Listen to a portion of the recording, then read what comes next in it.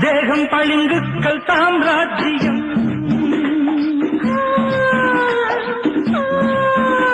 பசுமை சிந்தும் எழிலோவியம்